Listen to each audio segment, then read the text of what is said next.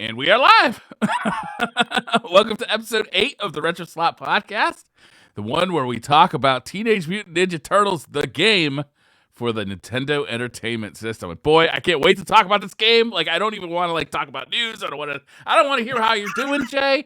I just want to talk about Teenage Mutant Ninja Turtles. It's the same shit anyways, so it's fine. Hey, happy Christmas, Merry New Year's, Happy Hanukkah. I don't actually. Are you a Christmas celebrator? We celebrate both Christmas and Hanukkah, actually. Oh, really? You double dip? Yeah. Yeah. Purely for the presents, no other reason. Nice. Yeah. I need more socks, so Hanukkah's perfect for that. Yeah. Mm-hmm. Socks are a good Christmas gift for an adult, a bad one for kids. Right? Oh, it's yeah. As a kid, if you got socks, you're like, fuck. But as an adult, you're like, oh, hell yeah, socks. Yeah. Fresh socks. At least those really good ones from Costco. Good? Yeah, awesome. I've been on this on a Reddit called Buy It for Life. I don't know if you've heard of it. It's like it's a bunch of people who try and be as anti-consumerist as possible, right? And they try and buy things for life. So like if they're gonna buy socks, they try and buy socks that are gonna last them for the rest of their life. Oh no. And everybody talks about this one brand of socks, which I'm not gonna advertise on this podcast because I did order socks from there. They lasted, I don't know, 3 washes and fell apart. I was like, this is I think their advertisers are just in that Reddit, like advertising their freaking socks. They're made from like kale or something. Yeah, right. Organic. They're not necessarily environmentally concerned. They're mostly just concerned about like, I want to buy something once, have it last for the rest of my life. Maybe it costs a little bit more now, but I won't buy it 10 times over the course of my life. You know what I mean? Right. Like they look for they'll buy Yeti coolers instead of like Igloo coolers because they think it's going to last them longer. And they're not throwing so much stuff away. They're not buying things 10 times. They hate Amazon and China. A little bit of racism in there. Yeah, it seems like socks and underwear should not be something that would ever get on that list. Like you need to buy socks and underwear every couple of years. I feel like it's not like they're expensive. No, you know? Well, they can be. I bought a 3-pack of underwear that were like silver lined. It's different. It doesn't. They're not like how they sound. The silver lining is like woven through the fibers, and it's supposed to be like antimicrobial.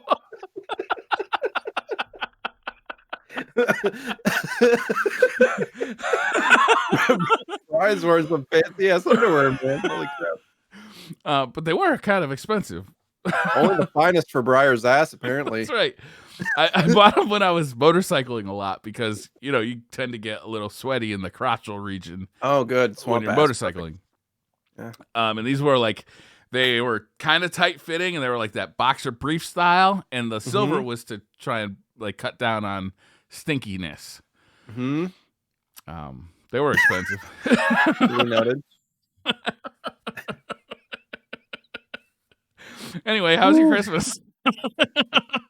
It was good, man. It's all about the kids. As you guys have known for the past however many episodes, when I get stuff, from eBay and whatnot, pretty much every week is Christmas for me. Mm-hmm. So like I basically told everybody, like, don't get me anything because I don't need more stuff than I already buy myself. And I mean, it's just so we basically focused on the kids. And my son, he got to the point where he was like getting Christmas upset at the end, where like when all the presents were gone, he's like, I want more presents. It's like, Whoa. Dude, you just opened like 20 things. He's like, but I want more toys. It's like, I'm looking around, literally the entire floor is just covered in toys. I'm like, this is the sea of your life, bud. Like,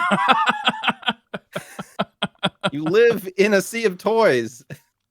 He just wants to get things at this point. So was he just like was he getting like a high off of just unwrapping the stuff? Is that what it was? He was just enjoying that so much that he didn't want to stop doing it. Yeah, I could see that. Getting that like treasure hunter new thing excitement. Yeah. Yeah. I think we go. My kids are 19 years old, and we still go overboard on it. Like, Yeah. I was telling, I was out Christmas shopping with one of my kids, and I was telling him, I really miss when you were like 9 or 10 years old, because that was really the sweet spot for going to Toys R Us, which hadn't closed down yet. Mm-hmm. And like just me and my wife would go in there, each with our own shopping cart, and we'd just fill up shopping carts at Toys R Us, right? Just having a ball. Like, we were having fun. We were playing with the toys. We're throwing like Nerf balls at each other, like in Toys R Us. We're really just being irresponsible. You're those people, yeah. Yeah, oh, totally. But we were just having so much fun Christmas shopping. And then, they got to the age where you don't really buy like children's toys anymore. Like, there's really a sweet spot when like you're buying like baby stuff. That's not really fun, right? Like toddler stuff, not really fun. But when you hit that age range where they're really in that toy range, right? Like the cool toys. Mm-hmm. And then they grow out of that, and it's no fun again. Now you're buying like 1080 graphics cards and stuff like that, iPads and yeah phones and all that. Yeah. I'm the same way. I'm super hard to shop for because I just buy shit like on impulse when I need it. Yeah. Like, Yep. So I gave my wife some ideas. I was like, here's something that would be really good to get, because we kind of bought each other some stuff. But I was like, stay away from games, stay away from like clothes and all that stuff, because it's like, yeah, great, that looks awesome on the shelf for the next year. Yeah. yeah. So. My wife got me a teleprompter. So what it allows me to do is I'm actually looking at you right now, Jay. Because what I'm able to do is put a mirror image of my screen on a teleprompter. So when I'm looking at you, I'm actually looking at the camera too, which is, I thought, pretty neat. Oh, I was thinking like you had a script of what you were saying.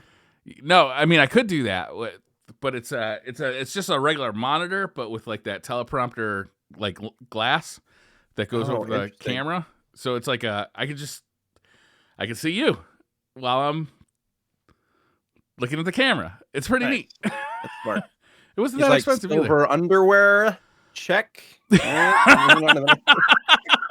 that silver underwear wasn't in the script.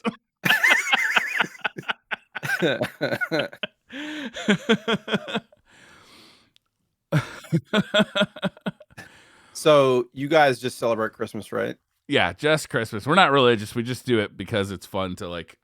I think what I like about the Christmas holiday is I think it's just fun to celebrate your relationships by giving gifts. Like, I think it's a little bit of a weird holiday in that way, but it's like, it's kind of a minute to say, hey, I love you. Here's how much I thought of you. Like, I bought you this nice thing. Like, I don't know. It's a weird thing. It's like birthdays too. We do that for birthdays. Like, it's a weird thing, but I like it. I think it's fun. I really enjoy shopping for gifts for people now. Like, I really like thinking about, like, what could this person use? Like, what? And, you mess it up half the time. They return it half the time. But, I still like it. How much did you get on, like, Amazon this year? A lot. Are you one of those shoppers who's like shopping months beforehand, or are you last second like I am? So normally I am months beforehand. I like to get my Christmas shopping done before Thanksgiving because I don't like crowds. Like, I don't like shopping in crowds and stuff. Mm-hmm. So I actually do generally shop before Thanksgiving, but this year it was just really weird. It was hard to get into that Christmas spirit. It was kind of hard to like think about it this year. So I did a lot of my shopping really last minute. And like, I'm frankly kind of disgusted by the amount of Amazon boxes in this house right now because we haven't had recycling yet. So there's literally just a stack of broken down Amazon boxes, and I think I am going to swear off Amazon for a year. I think 2021 for me is going to be the year with no Amazon. Because how rich does that one dude have to get, really? Like, he treats people like garbage. He's already the richest person in the world. Like, everything we're buying is from China, and also everybody who's making the stuff has to pay Amazon 30% just to put it on Amazon. Like, it's why not just go to the source? Why not actually like try and support local businesses, which are really suffering right now? Why not, if I'm gonna buy, let's say, I don't know, I'm looking at something on my desk. If we're gonna buy like an 8-bit do controller, instead of buying it on Amazon and making 8-bit do spend 30% to put it on Amazon, why not just go to 8bitdo.com and buy it directly from them? You know, like stuff like that. For sure. Why am I giving 30% of my money to Amazon? I mean, it's convenient, but it's also, I don't think, necessarily great for the world. I agree.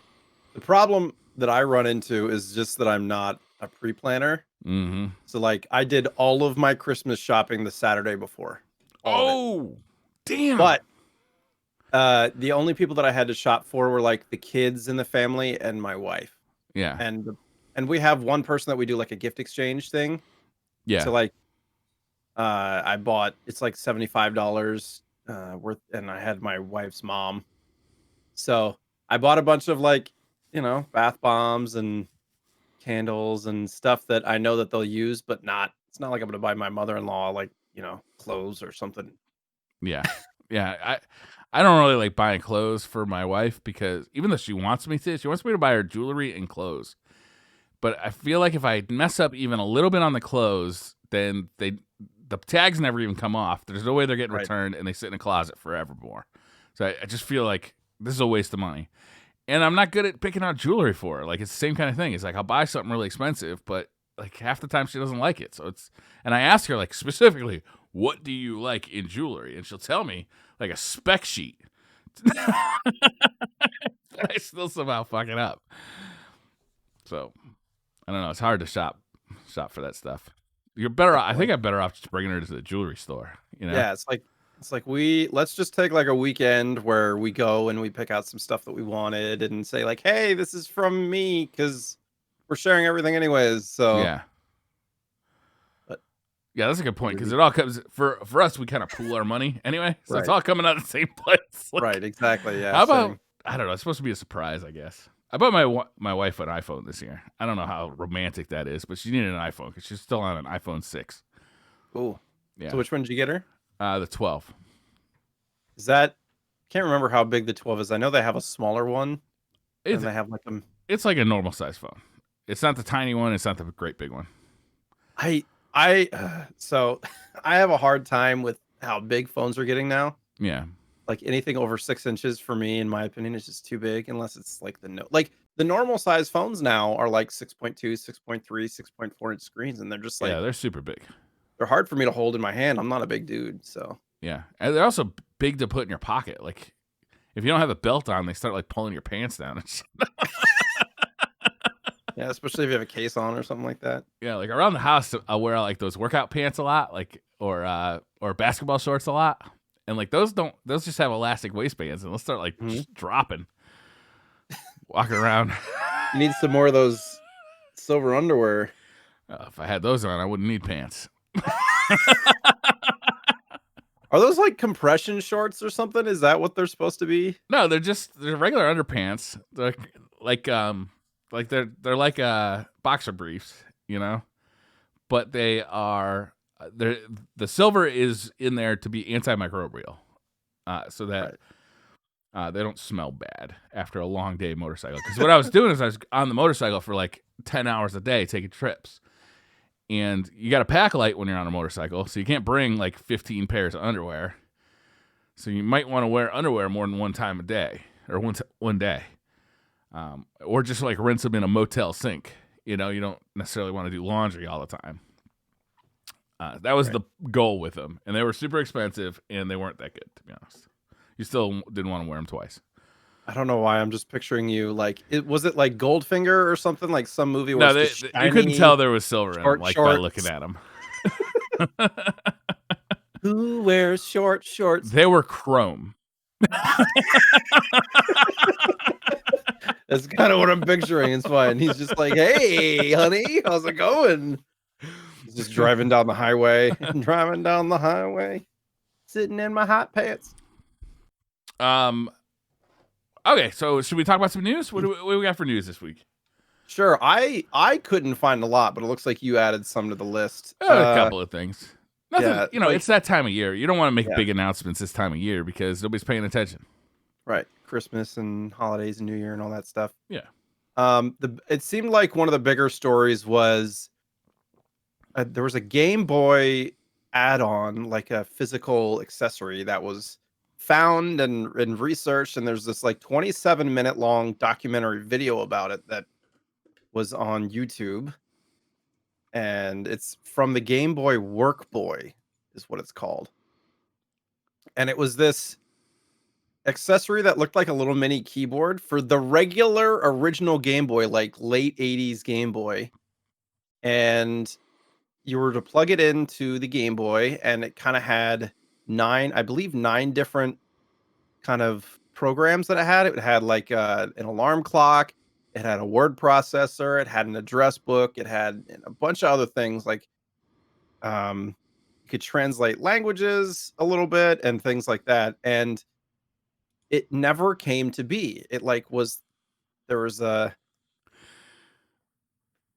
I can't remember what they're called. Like they had a like an actual physical form of it, when they were making it and whatnot, and they It were looks like a Game advertising it. Boy, right? Like it looks like a Game Boy from the front, but from the back, it's got like an extra cable and like a little bit of extra stuff and a keyboard.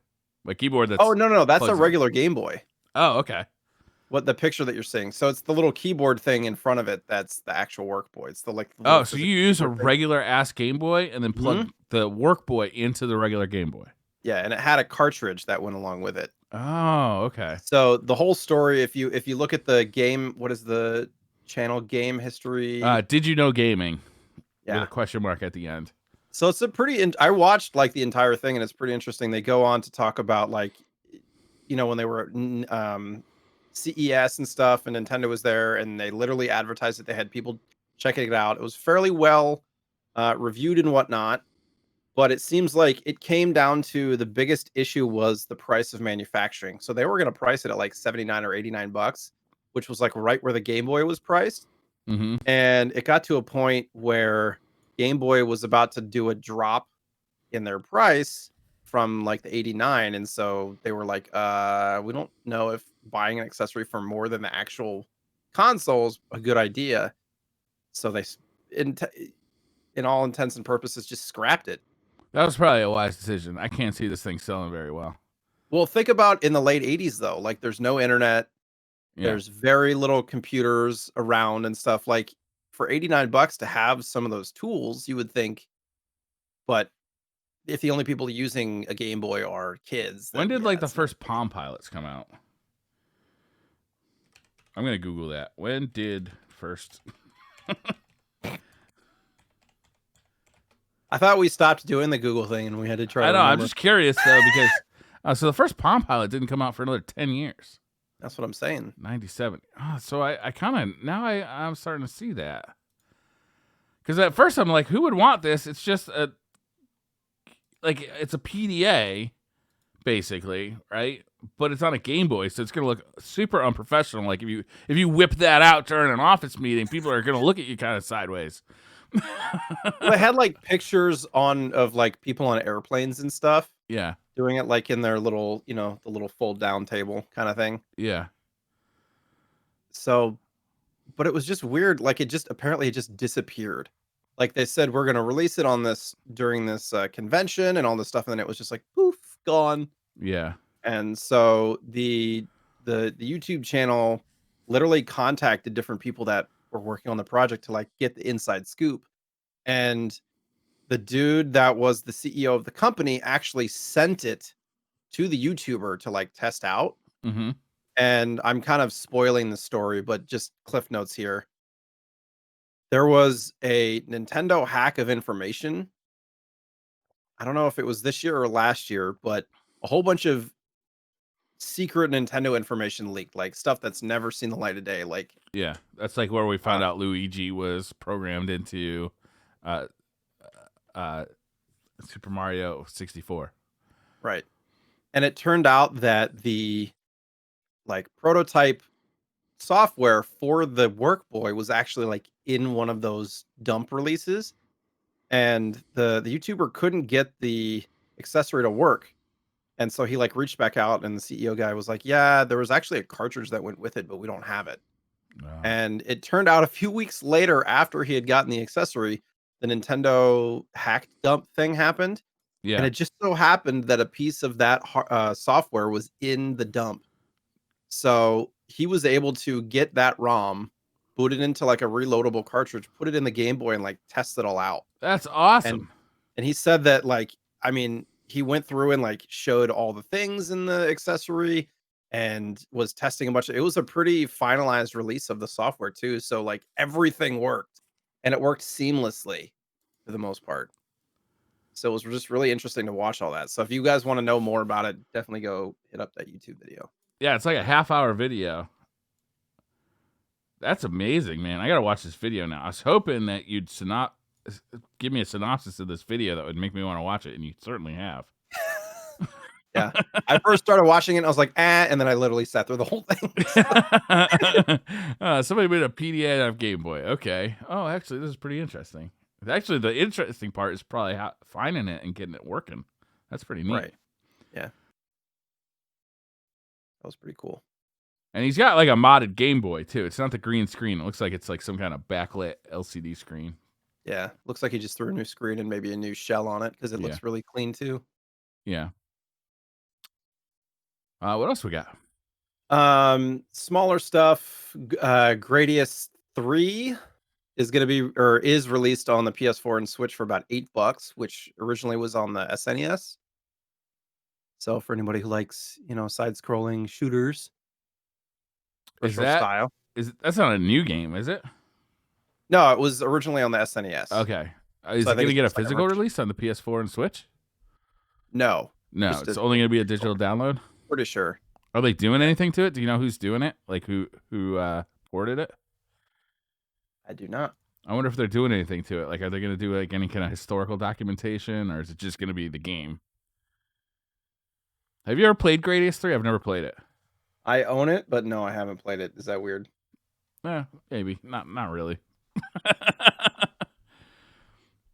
Huh. Do. It's cool that they're bringing that out to PS4 and Switch. It'd be nice to get a physical release of like the Gradius collection or something like that. Right. I mean, I'm looking at information. There wasn't really a whole lot. It's literally like they brought Gradius 3 to PS4 and Switch, and that's it. Is there a developer listed? I mean, it was Konami was the original one. Yeah. So is it Konami that's bringing it over? Seems like it. Because they did a great job on the Contra collection and on the Castlevania collection that came out for Switch. But I know the Castlevania collection never got a physical release. Although Limited Run Games teased that they were going to get it at their like E3 event, I say in quote unquote. Remember? But I haven't seen it yet. I've been kind of watching for that because I'd love to get the Castlevania collection on a cartridge. I think that'd be really fun. Is it gonna have like everything, or it should? Well, the Castlevania collection that's out now, that's digital only, has 1, 2, 3. I think it has Super Castlevania. I think it has Bloodlines. I think it has what was the TurboGrafx one called? well, the Rondo of Dracula Blood. X? Yeah, I don't think it has Dracula X. I think it's got Rondo of Blood, but not Dracula X. And then it has Kid Dracula for the Game Boy. Yeah, and then it also has Castlevania Adventures 1 and 2 for the Game Boy. So it's had a lot of games in it. Yeah. And, those are... And it has all, like, the new features, like you can save state, you can do stuff like that is, like, real popular for that kind of stuff, which makes, I think, those games way more accessible in this day and age, because who's got time to, like, learn, like Castlevania 2? Right. Like, I don't know. So I was just going to say, so to your point, it actually says Arcade Archives.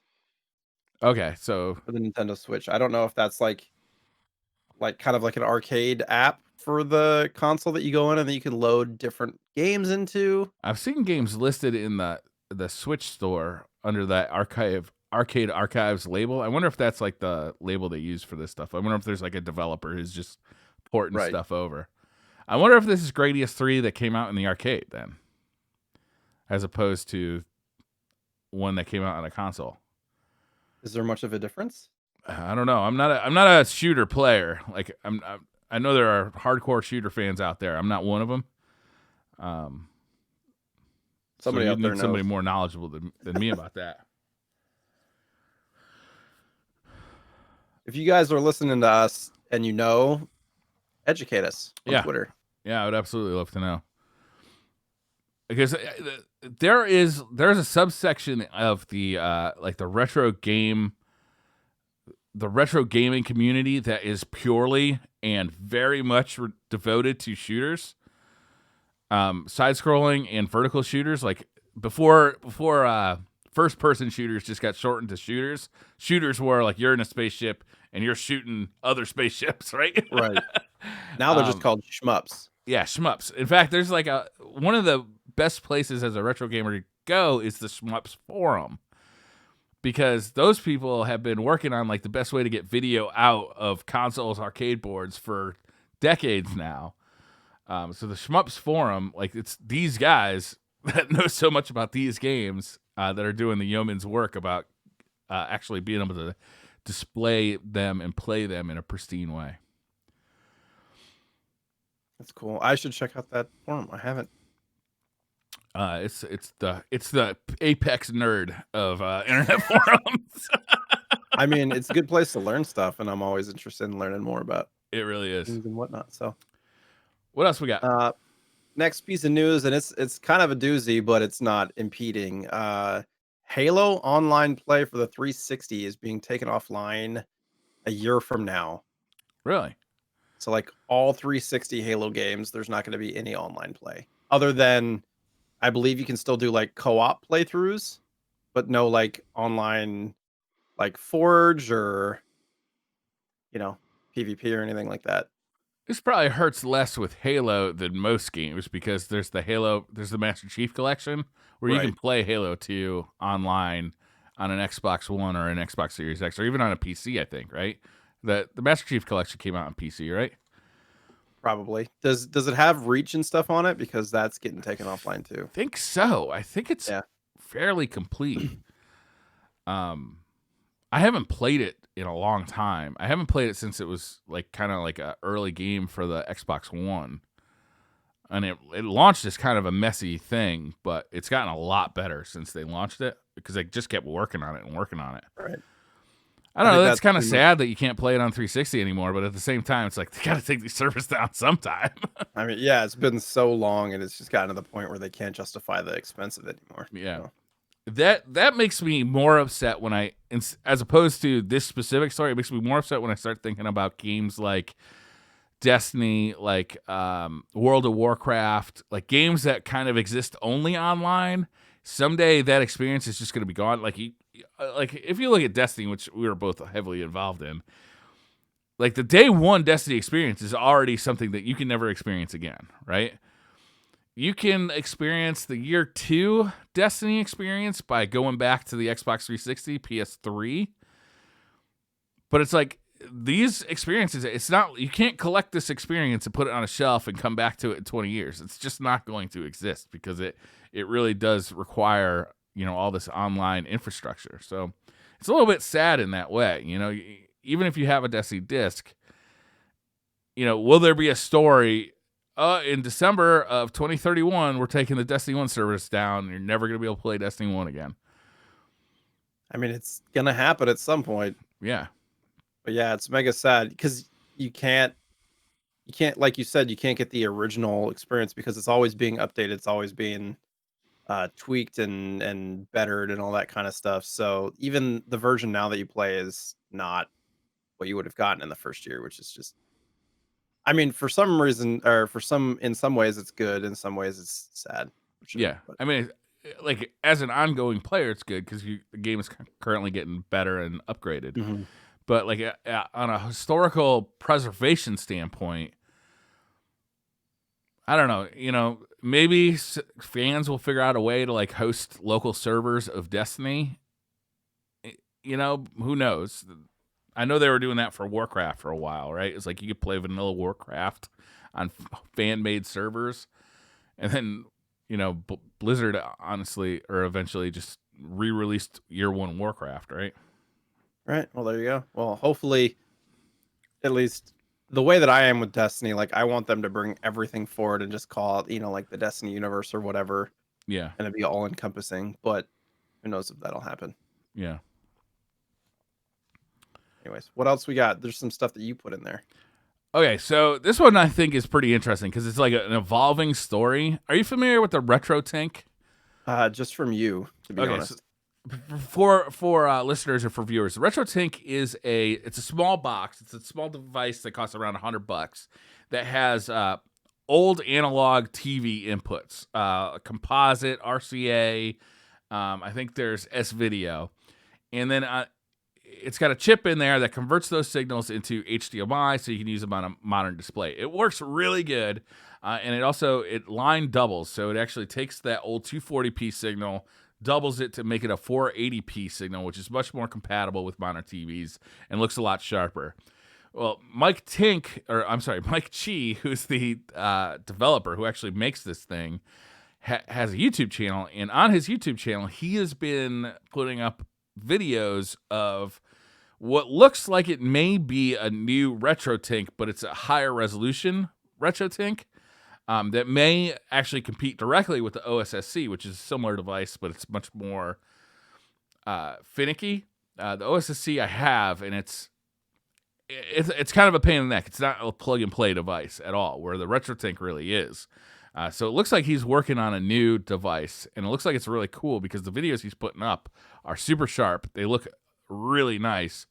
And what he does is he deals with more pedestrian connections. So instead of having to spend, $400 getting your Nintendo Entertainment System, an RGB out or a HDMI out, you use the connectors it came with, plug it into one of these RetroTink boxes, and get a pretty decent signal out of it, which is nice. So it's been interesting watching his YouTube channel lately, kind of anticipating what he's working on right now. Nice. So what would be, for somebody like me, what would be the main difference between what he's doing and like an analog SNES? The Analog Other than SNES it's a new Super Nintendo, basically, right? It's a FPGA based Super Nintendo. It's got HDMI out.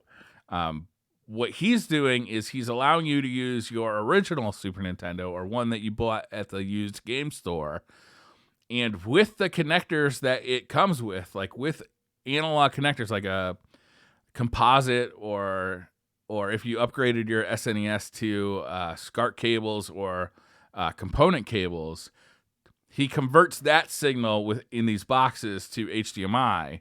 But he's got some, software. He does it with no lag. I think that's the important thing, right? There's no lag between the console and your display.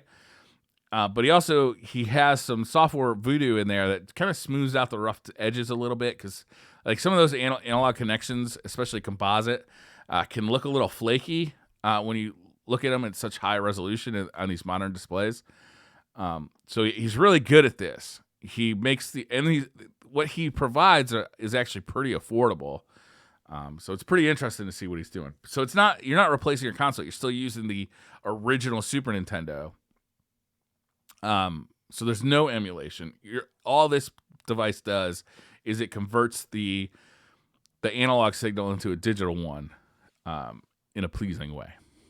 Nice. So can you use that as kind of a receiver of multiple inputs? So with the RetroTink he makes now, no, you'd have to get like some kind of switch box.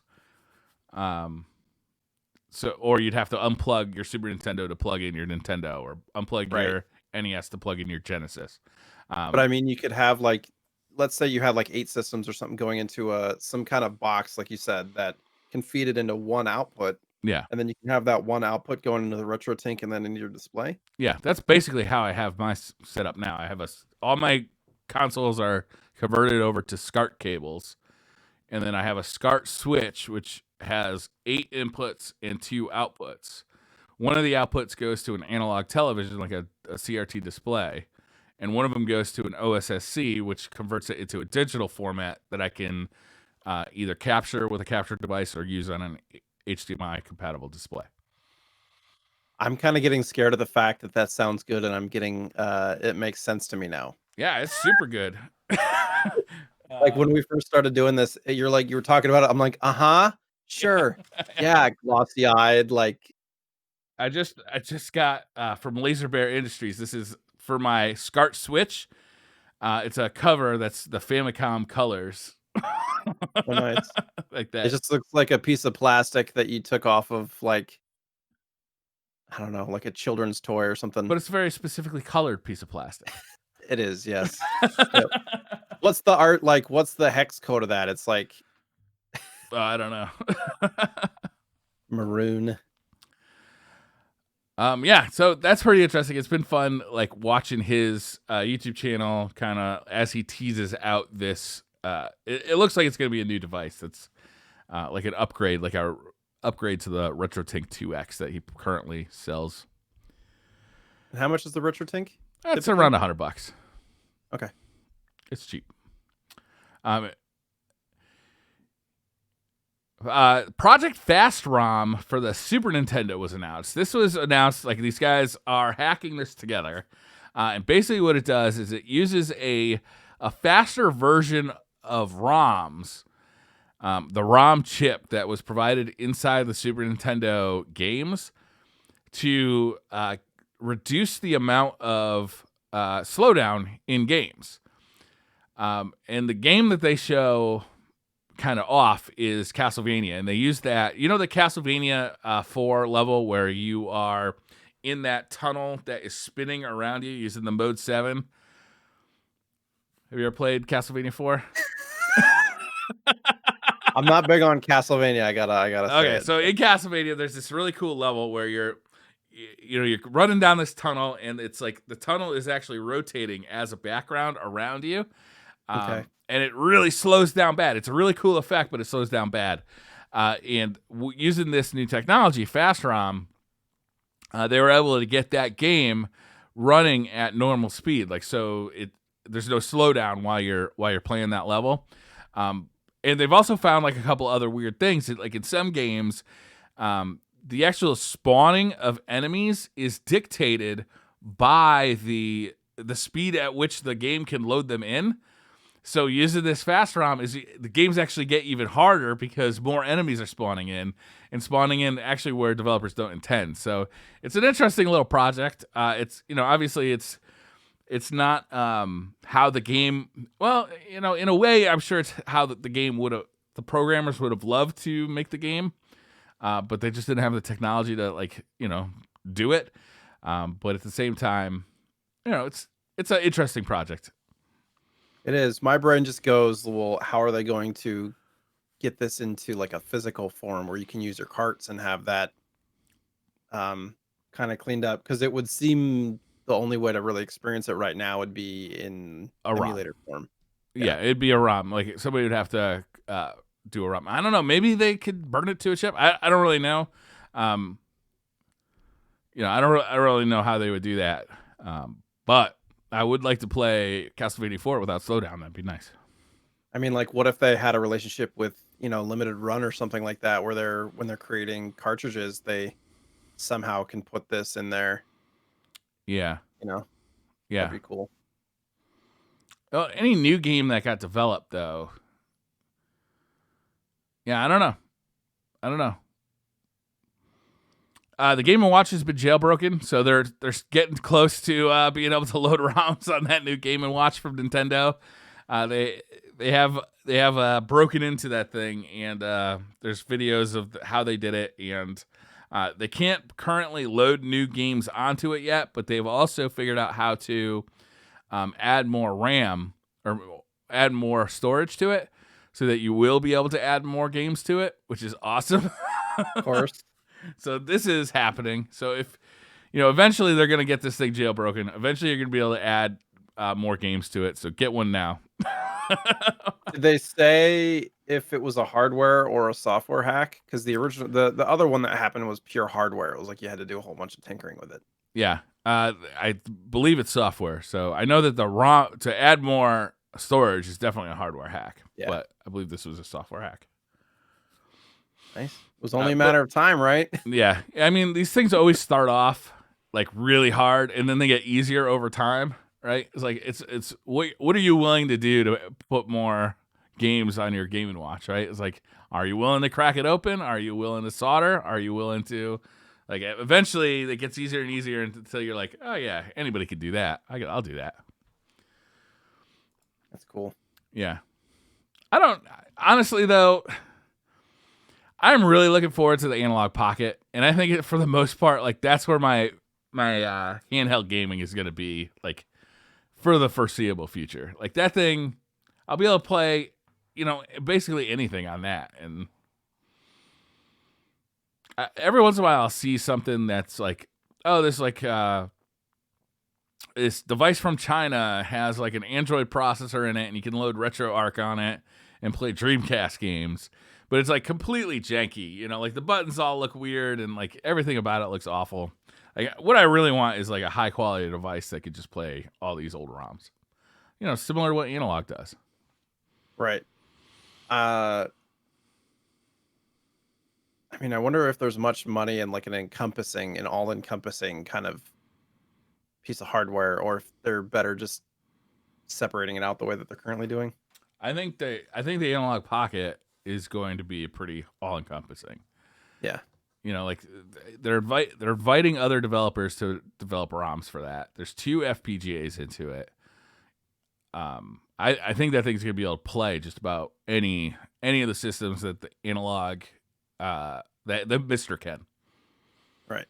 It'll be interesting too if they ever come out with, because like, I mean, there's DS and 3DS stuff now, which you wouldn't think is very retro, but they're not supporting it anymore. Yeah. So, and it's not like you can, and part of the reason why a lot of people are excited about the Analogue Pocket is because of the ability to dock it and, run it through your PC or capture footage and all that kind of stuff. Yeah. Which is not really easy to do with a DS or a 3DS. So, yeah, I don't think that thing's gonna run 3DS. No, not the Pocket. I'm saying in the future, if Analogue ever, wants to do like a 2-screen device. Yeah. I mean, at that point, you're getting into complexity that I don't know that FPGA can handle. And it's not because the computer can't handle it. It's because somebody's got to program that thing. Right. And like, to hear programmers for FPGAs talk is like, they really feel like they're going to be maxed out at like the 32-bit level, like PlayStation, Saturn, N64, because anything more complex than that, it's going to require like some kind of AI to actually like figure out what all that circuitry does, because it's so complex that it's going to take like a lifetime to actually figure it all out and to map it. I'm going to keep the faith, but I hear what you're saying. I still want an N64. In 10 years, there's no telling, right? Yeah, exactly. I'm not saying they need to do it tomorrow. I'm just saying. Right. I know that the PlayStation core is getting pretty close for Mister. So that probably means that, if that's possible for Mister, it's probably possible for Analogue to do as well. Not that they necessarily share information. They should. But yeah, I know they're kind of competition, so. Yeah, well, it's funny, they're very similar devices, right? Mister is very similar to an analog console, except for, on a Mister, you can't play cartridges. You can only play ROMs. And it's kind of this open source thing where it's like all the software, some of the software developers do get paid for it through Patreons and stuff. Like the guy who's developing CPS 1 and CPS 2, which are like those Capcom Street Fighter arcade boards and like, all those Capcom arcade machines from back in the 90s. He has a Patreon, and before he's done with the stuff, he'll release the beta versions of the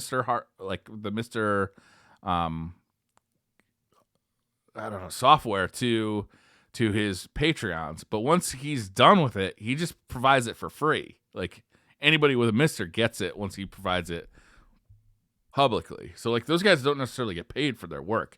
And I don't think, Analogue is a business that wants to make money, so right. I don't know that those two things are really copacetic. I know that a lot of people who are into Mister really don't like Analogue in some of their business practices. Like, their pre-order, like that pre-order for the NT Mini Noir, how that was handled really pissed off a lot of people, right? Because they announced it, but they didn't announce that there were any changes from the old NT Mini. Right. And then they, once they announced all that stuff, you couldn't pre-order it anymore. And you had to wait almost 9 months for it. And the Analogue Pocket, people were really excited for the Analogue Pocket, which was being advertised for like a year before it came available for pre-order. And then the pre-order went so fast that not even fucking Frodo could get one. Yeah,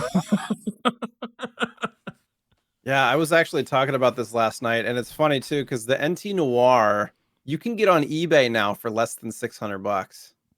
Like the thing about it was everybody, including myself, thought that they would be going for a huge premium. Yeah. But those pre-orders were open for like at least a week or two. Give it time though. Yeah. Like so you had time to Super pre-order. NT goes for $700 on eBay. And that thing came out for $200. Right. I've seen them anywhere between new in box, yeah, probably 700, but for used I've seen anywhere between 350 and 600. But that's a healthy markup. Yeah, I've been tracking it, and because you literally can't get those anymore. But with the mini NT, everybody bought either an extra copy to resell or multiple copies to resell, because at the time that pre-orders were live for the mini NT, the only way you could get an NES analog system was to go on eBay and spend like $1,000. So everybody's like, oh man, they're coming out with the NT again, so that means that we got to buy them all up and resell them. And it's just funny to me that they're like, I literally saw a used one sell like yesterday for $400. They need to, wow, that's cheaper than they cost.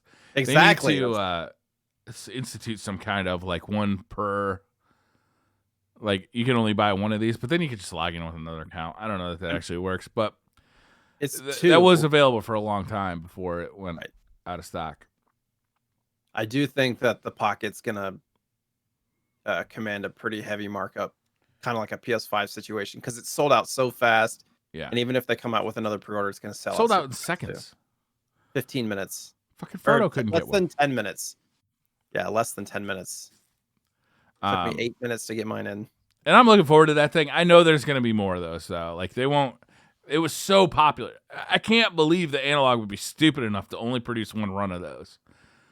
Because that's just leaving so much money on the table.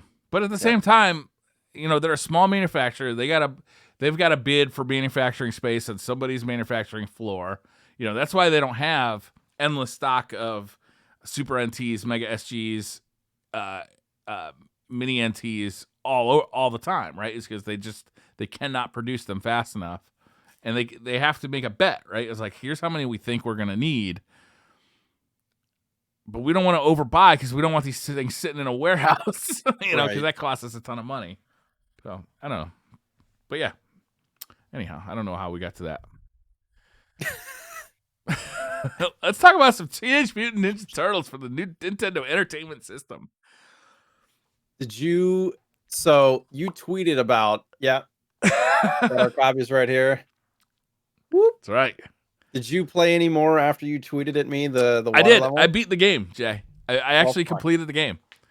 I cheated though. So I don't know how far you got. We kind of did a gentleman's agreement. And I cheated, so I probably lose the gentleman's agreement or the gentleman's How far bet. did you get without cheating? Without cheating, so the way I cheated was I looked up a walkthrough on YouTube. Okay. Where it was like one guy, it takes him about 40 minutes to complete the game, and I basically just sat there and I was like pausing the YouTube, playing through what I just watched. You know what I mean? Because I got to a point playing by myself. The thing about this game is it's kind of a maze. Right? It's like, there's a lot of different places you can go in the overworld, and you can waste a lot of time. You can waste a lot of your life. Not my personal life, but your turtle's life bars. Right. Just going places you don't need to go. And I was getting kind of frustrated by that. I don't have unlimited time. It was the holidays. And I wanted to get as far as I could get. And using that walkthrough, I was able to beat the game in one play session. It took me about 4 hours, I think, maybe 5 hours. Just sitting there, doing exactly what I said. So I totally cheated, but I was able to beat the game. So I saw all of it, which was kind of fun because I haven't seen all of it before. Yeah, I kind of I thought about doing that, I ran out of time, but I thought about doing that just so I could experience the whole game because I haven't beaten it either. And so I tweeted at you that one jump in the water, and that's Yeah, where I ended it. that was So it. That was the yeah, last of it. I played for like an hour or two, and like I got to a certain point, I died, restarted from the beginning, went all the way through again, and got up to that point. Yeah, But some things that I didn't know when I was playing. I mean, obviously, I knew that you could switch characters on the fly, which is how I beat the water level in one go. yeah. But I didn't realize Wait, your first that, time through, you beat the water level? yeah, because I just switched characters. Fuck, man, I ran out of time. Oh, actually, you're right. No, I did run out of time the very first, and then I went back through because you have to. I had missed one of the bombs or whatever, and so Yeah, like you had I to got swim to the back. end where you tweeted me, and I was like, "Wait, this is not the end." And so I like start going back, and then I ran out of time. So I had missed one, but the second time through, I know that you can switch characters. I didn't realize that each character has a specialty, meaning like Yes. obviously we know that Donatello has the long reach and he's slower, but I didn't realize that certain turtles had like almost like a Pokemon fire versus ice kind of situation where some weapons are more easily used against certain enemies. Like It's that. not communicated in the game in any way. No, the video, I think it's in the like the manual for the game. I should open it and Oh, look at okay. it. I don't But have the manual. I only have a loose copy. right. So that video that I sent you of Leonardo going through that space, apparently metal was really get bad against metal, and I should have used like Michelangelo or Donatello for those dudes because they'll like one hit them. But I'm Oh, okay. sitting there with Leonardo like whap whap whap whap whap, and they're not dying, and I'm just sitting there getting smacked around. But there's like certain turtles that can one hit like the metal enemies. There's certain turtles that can hit the fire enemies. There's certain turtles that can, So I didn't realize that on my playthrough until after I started learning more about the game. I'm like, son of a bitch. I bet you I could have gotten through that level if it wasn't for that. I think that's the secret genius of this game. Like, I'm really torn on my thoughts about this game. Like, I don't think it's as bad as the internet believes. If you were to just like Right. type this game into Google and hit review, you're gonna see a bunch of people dunking on this game, and I think that's crazy. I don't think this game is nearly as bad as people say. It's not a top 10 NES game by any means, but it's not nearly as bad as people say it is. But the So secret about this game is how deep it is. There's right. like you were saying, with the different turtles all have different weapons, which at first it's like, oh, I'm just going to use Leonardo and Donatello because they have the best reach and the most protection. But what you find out is that Michelangelo actually does more damage when he has 50% health or less. And Raphael is really effective against flying enemies. Like all of these things start to add up. And then since you have all four characters, they also end up being really good ways to build up your kind of your special weapons, because each character you can pick up a different special weapon on each character, and you can store shots for those special weapons. So you can get scrolls, you can get ninja stars, you can get boomerangs, boomerangs are awesome because when you throw them, if you catch them, you get it back. Like, you don't Right. lose that ammo, which should be in every game that features a boomerang, but unfortunately it's not. But so you end up like having to strategize, like, all right, I'm not using Michelangelo a lot here, but if and you see a scroll, like you want to pick up that scroll weapon because it's super powerful, because it shoots this like beam of death, not a beam, but like a wave of death. So you're like, okay, who do I want to have pick this up? Who's got health?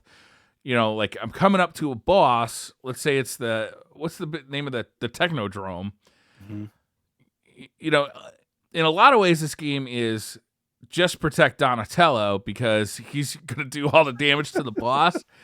And in other ways, it's kind of this like health and inventory management game using the four different turtles.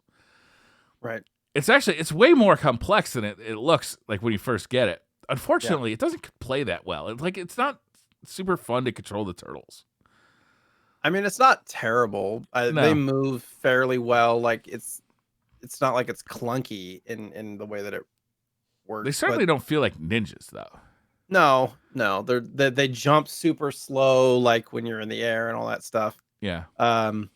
But it seems like the kind of dunking on, as you mentioned, was kind of started by the angry video game nerd. It does There's seem a like that. I there's think a even very they kind of acknowledge that they may have started that. right. I watched that whole like recap of them like saying, actually, this is a great game. There's like a Okay. whole like 30 some odd minute video of them like as a group talking about the game. They're like, what did we do? Why did we do that angry video game episode? Because they actually love the game, but the angry video game nerd, he's like just like, why do you have, like just like and the fucking seaweed and like, he's just mad. So that created a lot. It was a very popular video. It had like millions of views and stuff like that. I So think it's that got could have 10 million as of today. Like I looked at it to see how many views it has, and that's a lot of views. yeah, it's just a couple of people. But I did open up the manual. I have the manual here, and I'm looking at the different turtles. And it literally says Leonardo's primary weapon is the hair-splitting katana blade. He's most effective when attacking sewer enemies, especially ones that lurk overhead. So Hmm. so stuff in the sewer, like literally they have the different perks of the characters in the manual. What's it say Which for Michelangelo? I think it referenced that he's like tough or something, but it doesn't right, actually say that he gets more powerful the lower health he gets. right. It says compared to his comrades, Michelangelo's power is only average.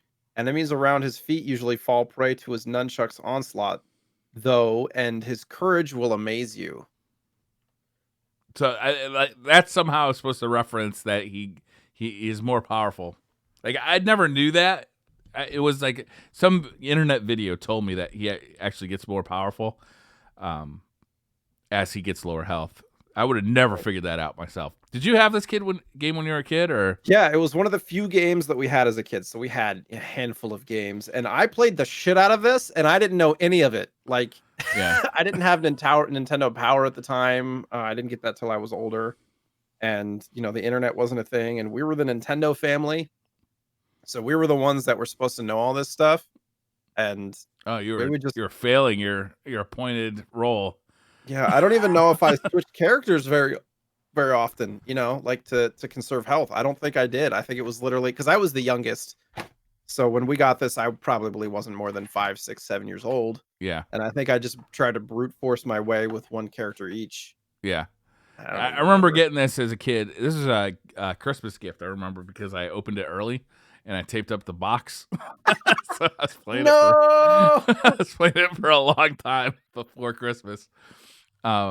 But I remember it like as a kid being at first really disappointed with the game because it was so frustratingly difficult as a child that like I really like I couldn't play it. But once I was able to put more time into it and I like learned a little bit about the game and learned how to like get better at it. I remember as a kid, I actually really enjoyed it, and it became like a game that I loved. Like it became a game that I would defend to other people who didn't like it, right? But I think there's some key flaws to this game. The fact that the difficulty ramps up so harshly, like right at the beginning, like you can die within like 2 seconds of starting the game by getting run over by a Yeah. tractor or whatever it is, and then you immediately go into the sewers and just start getting your ass handed to you, right? It's like you really have to get good at like the timing. You really have to get good at the like kind of the pattern recognition of all the bad guys, and the bad guys are all randomly put into levels. So it's like it's not gonna be the same every time you get in. Sometimes you get in and it'll be exactly the same. Like there'll be a dude just waiting to smack you off of the ladder as soon as you come down the ladder. But like it's not always the same every time you go through a level. So you can't just pattern recognize your way. You can't just like memorize your way like you can with like Ninja Gaiden, you know? Right. And you can't even wipe enemies off the screen and then like continue on and then have them respawn and be the same enemies. They're like different Yeah. enemies at that point too, which is crazy. Yeah. This game, you really got to take your time with it. Like you have to like really methodically work your way through a level. And it super helps to know where you're supposed to go because you'll just get chipped away at and you've got a ton of health in this game, right? You've got all 4 turtles. Each of them have full health bars. If you kill a turtle, you can go and like kind of get him back. Like he gets in prison and you can go get him back. There's tons of pizza everywhere, so you can constantly be like refilling your turtle's health. And like that's kind of one of the strategies to this game is that when you find like a place with pizza is like kind of all right, who do I really need to fill up the most, right? It's like who's lowest, Mhm. how much How much am I going to be using them? Like that kind of stuff. But like it'd be nice if I could like talk to Konami or Ultra Games when they were making this. Like, come on, like make the difficulty ramp a little slower here. Like give us a level or two of just getting used to it. Like showing us how to like, you know, switch between the turtles and why we want to switch between the turtles. Like what differentiates, because a lot of people don't think there's a difference between the turtles other than the fact that Donatello is the one that you always want to be using. Right. You know, so it's not a bad game. It's fun to play, and the music is awesome. The graphics are awesome, and the turtles, like, I don't know, like in a way, I'm like, if they hadn't had the Teenage Mutant Ninja Turtles for this game, like if there was no license for this game, would anybody be talking about it anymore? And I think they would, because it's an interesting set of features for a NES game at the time. Right. They do. I mean, like you were saying, they don't really ramp you up, but they do try to teach you things. And they Yeah. try to use those things as you're playing. You know, like the walking across the little jump at the top. They force you to do that because of the ceiling above. You literally can't jump over it and stuff like that. Where they're teaching you is different mechanics, but you have to like painstakingly learn it, like through like banging your head against the wall, like I can't get through this, like oh wait, yeah I can, you know, like, and then you'll never forget it. So in a learning tool, that is kind of a important thing. But So there's the walking across like holes, which, you know, anybody who's played Mario should be able to pick up on that pretty quickly. Like, you know, like it's similar to just being able to walk over a gap on Mario. But what's really frustrating is more like that Twitter video that you sent out, where there's like there's gaps in the floor with a ceiling above them. If you press the jump button for like a long time, you do like a high jump, you'll hit your head on the wall and fall into the middle of the pit. So you got to kind of you got to really quickly tap the jump button. But even that isn't super reliable. Like you're not going to nail that jump 100% of the time, no matter how good you are. Like it just seems somewhat random, and that is super frustrating. Like I found this game to be on the regular pretty frustrating, like just because of the bullshit that it threw at you sometimes, you know? and if you die, you have to go all the way back to the beginning. Like if you didn't have to go all the way back to the very beginning of the entire game, I probably wouldn't be as frustrated. Like I probably would have played a little bit more if you could like die and continue and start from like maybe a level There back or are something like continues that. in the game. Right. But don't you start like at the beginning of the game again? No, I feel like I started at the level I was on. Fuck me. I thought that I started back at the beginning. I think once I made it past the dam, I started after the dam. Maybe it's that's what it was. It was like the section level. Yeah, so when I did that jump thing, I was at the point, if you start back at the beginning of the dam, like you have to go through the water again, you have to like go out and get in the vehicle and start rolling around again and like find that whole maze, because where I died was kind of halfway or towards the end of that level. Mm-hmm. And so when I hit continue, I went back to the beginning of the sewer and I was like, nope. Yeah. Doing all that again. 100%. I don't blame you. Like, I don't find the gameplay of this game to be so compelling that I feel like I could just throw endless hours at it because it's fun to play it. You know what I mean? Like I feel like it was fun to get to the end by cheating. Like, and I don't think I'm gonna be putting a lot of time into this game for the rest of my life. Like I might throw it in as a goof every once in a while just to look at how weird it is, but I don't feel like I got to the end of this game by getting good either. Like I don't feel like there was some kind of skill that I learned. It's not like something like Dark Souls where I get better at the game because like I've learned to attack at the right time, to block at the right time, to jump at the right time. No, I feel like mainly it's about like getting the special weapons, knowing how to like kind of spread those special weapons out among the characters, and then it's all about just health management because you're gonna take damage. Like you're just gonna. Like I'm sure there's people out there who do speed runs and stuff that can beat the game without taking anything. Well, like there are some enemies that it seems random about how many times you got to hit them. Like there's flying enemies that sometimes you hit it once with Donatello's stick and it dies. Sometimes you hit it twice with Donatello's stick and it dies. And like, why?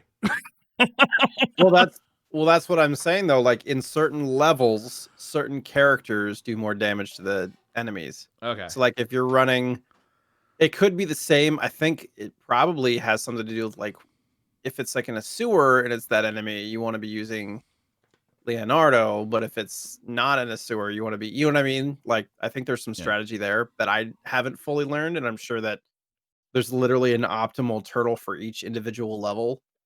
Um, so it's like it's what level you're in, and then also what enemies they are, I think comes into play. So then you learn like what their best counterattack is for that level and for that enemy. I respect this game in a lot of ways. Like I said before, it's really, I think, a good looking NES game. It came out in what, 1989, so relatively like mid generation game. I think it looks really nice. It definitely looks like the Ninja Turtles.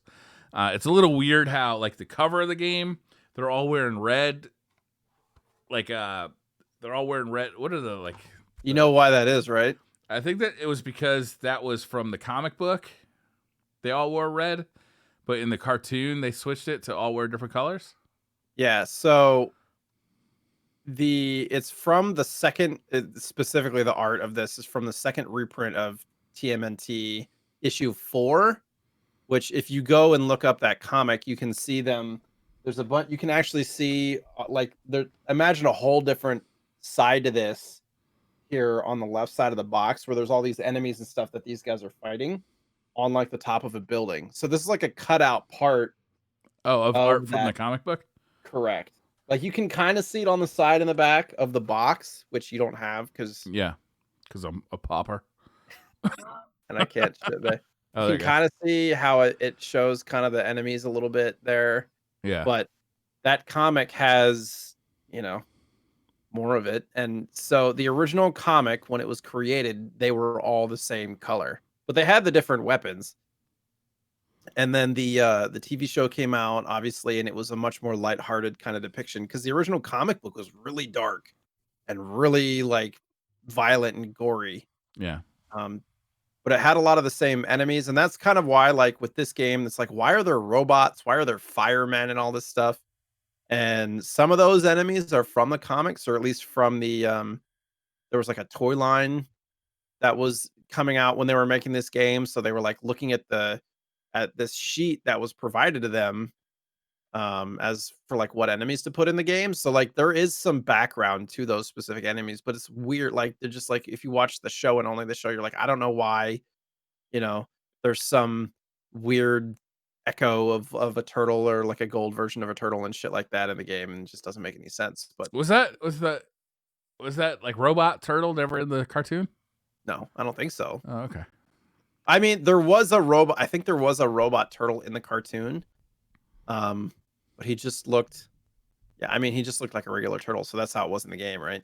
Yeah, it is a weird smattering of like enemies and like weirdness, which I didn't really care about when I was a kid. I saw Bebop and Rocksteady. I was pretty happy about that, Right. but it didn't really occur to me that like there was no crying, there was no like of the other characters that I really, and it was I probably shouldn't. I don't know. Can I? It's like talking about the ending of this game. Is it too soon? I watched the video. It's fine. Too soon, 1989. Too soon. Right. Don't spoil it for me, Briar. I'm spoiling the end of this game because it's pretty cool that there's like there's cutscenes in this game, and I think they're better than average for an NES game. But it goes weird at the end. You kill Shredder, and you save Splinter by turning him back into his human form. I didn't even know Splinter started as a human. Like, is that some kind of no? Is that kind of Teenage Mutant lore that I had no idea about? Well, isn't it like in the intro of it, like every single TMNT show or something like that? It shows them shrinking down. It shows like Splinter shrinking down from human to rat. Oh, it might have okay. just been like the first episode or something like that, and then it shows like the turtles are the little turtles, and then they're in the goo, and then they like just turn into big versions of. It's weird. Okay. I didn't know that. I had no idea. I was a big Turtles fan too when I was a kid, but I was a little kid, so I might not have known. I might not have understood the deep lore of the Turtles. Speaking of lore with the Turtles, it's actually apparently, and I want to read more into this. I literally learned it this morning when I was putting these notes together. The manual for the Famicom version of TMNT identifies April as the daughter of Splinter. Sure. Which this is not corroborated in any other version of the game or installment of the franchise, but for some reason in the Famicom version, I mean, it would make sense to me if that were true. Well, they have the same hair.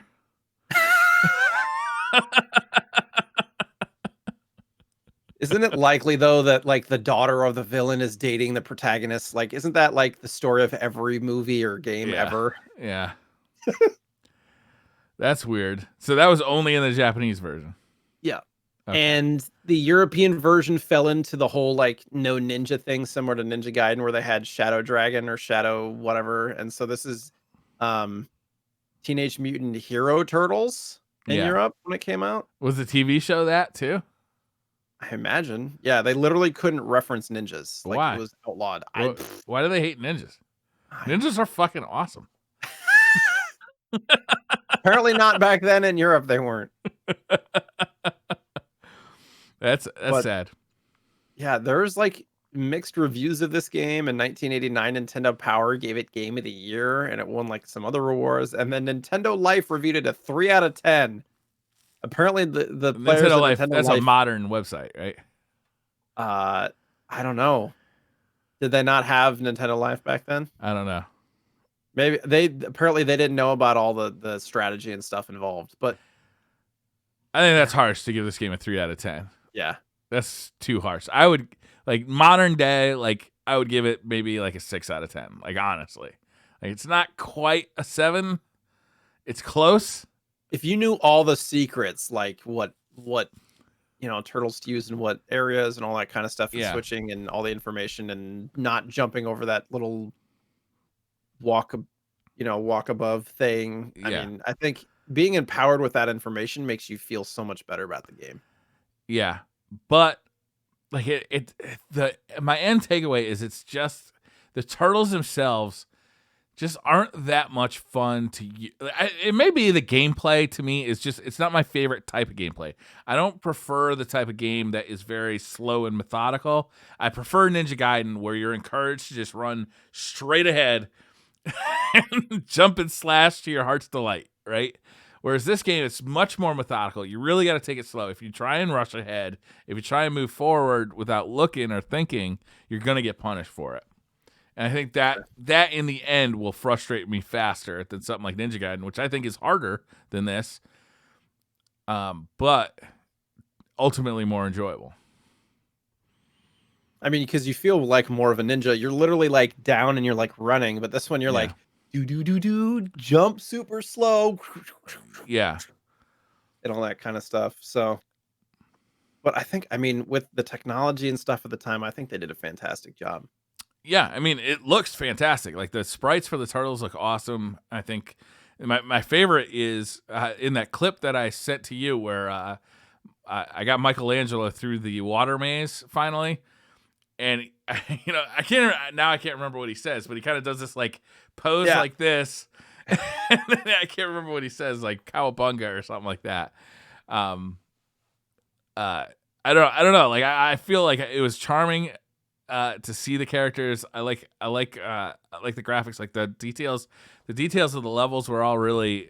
It just looked like a really well done NES game, but it just didn't feel that good to play. Like it was fine. Like I'm not like, it's not like something that's just bad, but it's not super fun either. Yeah, it can be frustrating. It was weird to me that they weren't able to license any of the music from the show. Yeah. Anything, like considering how so like it was so early in the development of everything, like they didn't have all the licensing to game stuff worked out. But at the same time, this came out almost at the same exact time as the actual arcade game, which was, TMNT 2 for the NES. But in the arcade, it came out around the same time, which has way more of a TV show feel than this one does.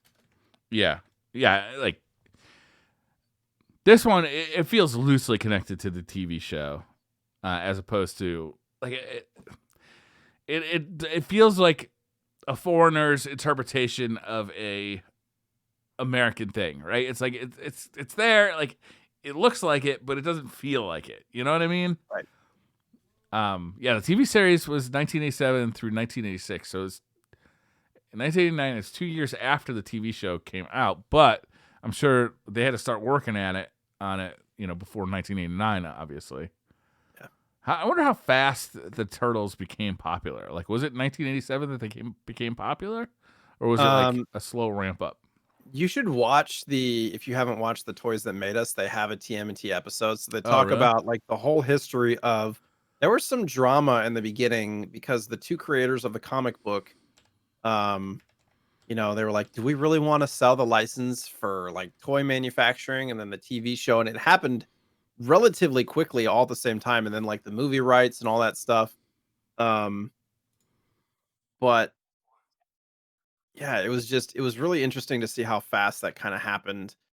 And it wasn't really all of it. The TV show was created specifically just to sell the toys, like some of the other things that were created back in that the was day. every TV show made for kids in the 1980s. Which I didn't realize was a thing because I was a TMNT fan, so I remember like getting up on the couch and be like, Teenage Mutant Ninja Turtle, like they were 100% my favorite cartoon back in the day. Like they were 100%.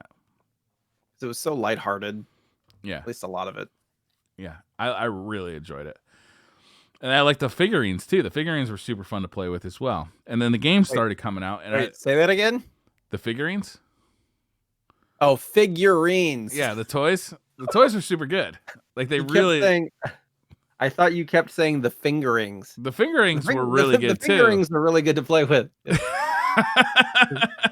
the toys were super fun. The toys were cool as hell. They eventually got weird, like He-Man did, where it's like they were just like making up random shit to make toys of because, once you had the four characters, like the four turtles, and you had Shredder, and maybe you had Bebop on Rocksteady if your parents were rich, like what else was there really to buy from the Teenage Mutant Ninja Turtles toys, right? I mean, there was a lot of vehicles, and like there was the battle station, which was like the sewer area, and then it did get weird. Yeah, they had like weird vehicles that didn't relate to the show at all, I felt like, and all that stuff. Yeah, actually, then you started seeing it, like you'd start seeing the stuff that they made up just for toys in the video games, like the arcade game. What was it? Turtles in Time. I feel like some of the bosses in Turtles in Time were just like toys that were never even in the show or anything, like. How can we create a game around the randomness? Oh, just have them travel from point to point in time and try to make it make sense. Do you remember the movie too? Like the first movie was pretty good. I remember really enjoying it. I was young, obviously, like super young. I mean, all of those movies are super campy if you go back and watch them now. Like, just like the speed in which the mouths moved, like they did some weird stuff, Yeah, but I mean, all comic book movies were campy until like basically Iron Man, right? Yeah. That's probably not technically correct, but I bet it's true enough to be a general overstatement. Maybe what came first, Batman Returns or Iron Man? Batman Returns is a little bit campy. Yeah. Is that the one where Jim Carrey was Riddler? No, Batman. I don't remember them all. Not Batman Returns. I'm thinking of what was the first of the new Batman trilogy? What was that? Oh, Dark Knight. Dark Knight. No, that was the second one. Yeah, Batman I don't remember. Begins? Batman Begins. That's the one I'm thinking of. Batman Returns was definitely. I think Batman Returns was the one with Arnold Schwarzenegger. Yeah, which is definitely worth watching. You will get frozen. I freeze you. Anything else we want to say about TMNT? Would you recommend people play this game, or would you recommend people like check out an internet video to get your fix? No, I think knowing the information about it, like, make sure you're switching turtles, trying out different turtles and different enemies, or at least find out which ones are best for which areas. Yeah. I don't know. Even then, though, like once I started like kind of realizing what I could do with the special weapons, I stopped really caring about what the turtles could do. It was all about special weapon management. There was a point, it's funny, like, God, just the way that I play games, there was a point when I literally had special weapons on every character, and I never used them except for the boss. The Except for, like, boomerang. That's why I like the boomerang, because you as long as you caught it, you could still use it. Like you didn't run out. but literally, I got to a point where I had, like, 40 shuriken, 20 boomerang, I Yeah. had, like, the scrolls, and I had something else on one of my like, every character literally had something, and I Yeah. didn't use them, and I ended up dying and stopped playing, and I just, like it's like, dying with your super in Destiny or something where you're just like, "Well, Yeah. I just I don't know, I just hoard it." I don't know why. Yeah. I'm sorry. I totally interrupted you. You're good. So you'd recommend people playing it? I Like think so. taking the time to understand it a little bit? I think so. I think I would too.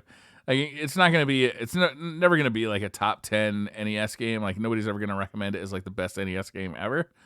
But I do think that like graphically, sonically, it offers some things that are really cool. And like Konami was going for something here. It's not the throwaway licensed game that so many licensed games were back in the day. They were shooting for something good here. And it's a little sad to me that they ended up like taking such a right turn with the arcade games coming to NES, which were beat 'em ups basically. Because Right. I don't. A lot of people say that those beat 'em ups were better than this one, but they're just so bland to me. Like they're just bland beat 'em ups. Like I don't find much pleasure in them at all. Other than you get to see the turtles. Whereas this Fun to play game, with other people. That's the main difference for me. yeah, Just, like, maybe the that's true. excitement of that. That's definitely true. This is But it definitely a would have been solo nice to see a true sequel to this game where it smoothed out some of the rough edges, but continued on with like kind of the design direction that this was going in. Because I think they were onto something, like with the multiple paths in the overworld and kind of figuring out stuff. Like there's one part, where you're in like a night level, and like that was really neat. Like that's not something you see every day on the NES. I liked it. I just wish it played a little bit better. Like a smidge, because I would have liked it a lot more. I mean, the developers at a certain point, it's about money, right? And the arcade games were so popular. Yeah. They were like I can still remember going to the skate rink and seeing the Turtles machines with the 4 joysticks, and there was always kids playing on it. And the fact that they ported that over to it was the original arcade game, TMNT 2, was ported to like 8 different systems or something, 10 systems, some ridiculous number of systems.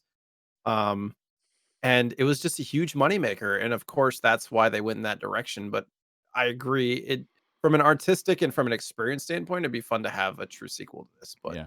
And I'll see whatever you are happens. right. Like it was super fun, and it actually met those arcade games. I think they match the tone of the cartoon series a lot more, where they're a lot sillier. They're a lot more just like action oriented, and it's super Mhm. fun to play because the 4 players all next to each other.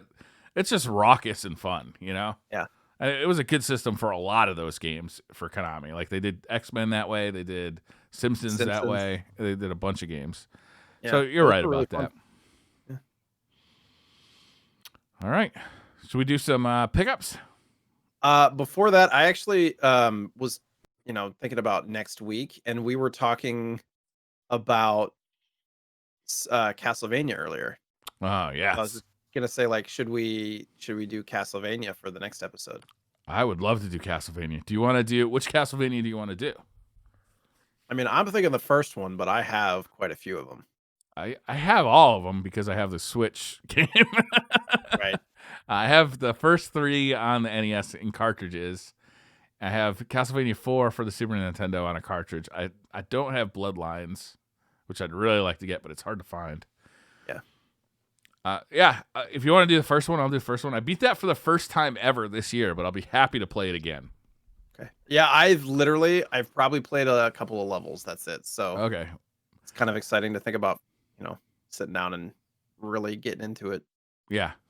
Yeah. I'm 100% down for Castlevania. So if you'd like to join us next week in our discussion about Castlevania, Play a little Castlevania. You can play I know that the Castlevania collection is available on Switch. I think it's available on PS4 as well.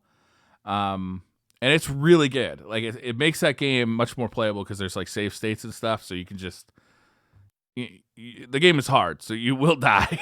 It's a lot easier to kind of make progress through that game if you can save your state at level 3 or level 4. But cool. Castlevania it is. Nice. So what did I know that you picked up or you got some stuff. I got 2 games. You got 2 games? Yeah, you want to see them? Yeah. Pretty neat. I got Ninja Gaiden 2 for the NES. Nice. I've never had this one before, but Ninja Gaiden is probably one of my favorite games for any video game system, never mind for the NES. So I haven't been able to play this yet because I was focused on Teenage Mutant Ninja Turtles. I've never played this game. I think I might have played a couple of minutes of it on like an emulator or something. It's a little beat up, but it's well loved. But it'll continue to get loved. It took a lot of cleaning to get this thing to work. We had to get after that one. Sometimes and then I got like it. What's that? Sometimes it's like that. You gotta like scrub with a eraser or something. Yeah. And then I got Spider-Man for the Genesis. This one's complete in box. It's got the manual and everything. Well, I don't know if it's complete in box. It's got the manual and the box. Again, I don't know if there was many inserts for the Genesis back then. No. It's a little beat up too, but I had this game when I was a kid, so I was actually really excited when I saw it. I picked this one up at the local game shop. Like I was just kind of perusing. I was really excited to see this because this is actually a legit good game of Spider-Man. So I was super excited to see it. I played through the first level when I brought it home. I cleaned it and then I put it in my. I have an actual Sega Genesis hooked up. So I played through the first level and it brought back some major memories. But it's hard. So all games were hard back then, though. Like who are we fooling? Is that like a side scroller kind of Bionic Commando type? It's a side scroller. Commando. It's a little. Well, you can jump. You can walk on walls. You can walk on ceilings. You can also swing with the web. You really have quite a range of motion. You can throw webs to stick bad guys, or you can just punch them. So you really have like quite a bit of like variety of move sets. And it's a little bit exploratory. It's not like a Metroidvania by any means. It's level based. But in a level, you might find that there's different branches of paths you can take. And it kind of hits like the all-stars of the Spider-Man universe. You got to fight Dr. Octopus, Hobgoblin, Venom, Electro, the Lizard, and Sandman. So it's like you really get like a bunch of bad guys, which is fun. Because it sucks when you only get like one bad guy that you know in like a Spider-Man game. Yeah, it's been. I feel like before the recent Spider-Man games, it had been a long time since there was like a really good Spider-Man game. Yeah, I don't know. There were good ones for the PlayStation 2 era, right? I know that like Web of Shadows, there was some for like 360 that some people liked, and then there was one for N64 that some people liked that had a red cartridge and stuff. Yeah, Maximum Carnage. Was that the red cartridge one? That was the SNES one. Oh, okay. Yeah, the 64 one was also red. Oh, okay. Yeah. Yeah, it was just called Spider-Man 64. If I ever do like a complete set of anything, it would be like the original Black Grid Genesis games. Like I don't know what it is. The fun thing about collected Genesis games is that they always have a box, and the box is like sturdy. It's not cardboard. It's a plastic box. And then the art is covered up by plastic, so you can actually see it and enjoy it. You know, you don't feel like by touching it, you're lowering the value of your game. You know what I mean? Like, I like the Genesis box, and I like how they did that. The Master System, they did the same thing with. Yeah, I like those clamshell boxes, but I have a handful of Genesis games in box, maybe like 20 or 30, but a lot of them are pretty like dirty. Like they collect dust and all that kind of stuff too, which is weird. But I mean, SNES boxes. I feel like the kids that collected Genesis clamshells probably threw away their Nintendo boxes. Yeah. And then they just like kind of tossed around the Genesis, clamshell everywhere. Yeah, I would agree. I do find a certain amount of joy. Like part of the getting a new game is cleaning it. Like, I get out the alcohol, I get out the Not to clean the games. yeah, no. I'm talking about whiskey. And then I sit there with like you want Q-tip. some whiskey game? I open the cartridges up all the way, and I like to clean them real good. And then with the Genesis boxes, you're right, is that they're often very dirty on the outside, and there's often a lot of dust on the spine. So that there is, but I do find that to be somewhat. I don't buy 16 games though at a clip. I buy a game, 2 games, maybe. Like this time I bought 2 games because they're, Ninja Gaiden 2 and Spider-Man were special games that I really wanted. Like sometimes I'll leave the game store without buying anything just because nothing spoke to me. Briar's attacking me right now. No, we have different views on this. I know. You have a healthier view on it than I do. I don't necessarily think that's true. I think it's just different. All right, what'd you get? Let's see him. Whip it out. There's a bunch of stuff. So I'm gonna start with I got the SNES encyclopedia recently, and I told my wife, I was like, so there's an NES encyclopedia that I would also like to get. Which she tried to, but it was not available for shipping fast enough. So she found a couple of other games. These were my gifts. These were my gifts. These were basically the only things I got for Christmas, but I'm very happy with them. The 100 Greatest Retro Video Game book, and then it also has inside stories behind the scenes of some of the greatest games. So I'm not really into the whole top 100 thing, which is the beginning part. But there's actually if you go to the middle of the book or whatever, there's multiple pages about Super Mario 64. There's a whole bunch of stories about how the game was made and how the enemies were thought up and all sorts of really interesting information, which is stuff that I'm totally into. How many authors were there for that game? How many walkthroughs? Authors were there for that book? Should say it right on the cover, right? The author. I don't know. Is it Ian Lee? IAIN? So there's one author, and he personally has selected the top 100 retro games. So of all the retro systems, he believes that he has hit the top 100 game. I'm with you. I don't really put a lot of thought, put a lot of stock into somebody who puts it a top 100 list out there. Yeah. But I do like the fight. If it's 10 people trying to decide on a top 10, I'm all into it. Yeah, let's do this. Let's hash this out, right? This is gonna be fun. But if it's one person who just decides that he knows what the top 10 games were for the year or something like that, I could care less. TMNT's not even in here in any form. Fuck that guy. No TMNT game is even in this book. Not a single Teenage Mutant Ninja Turtles. Not even Turtles in Time. Arcade. No, nothing. What the fuck? Yeah. So I thought that was weird. But what's his number one? I'll guarantee it's a Mario game. It's always a Mario game. Unless it's Link to the Past, but it's usually Mario.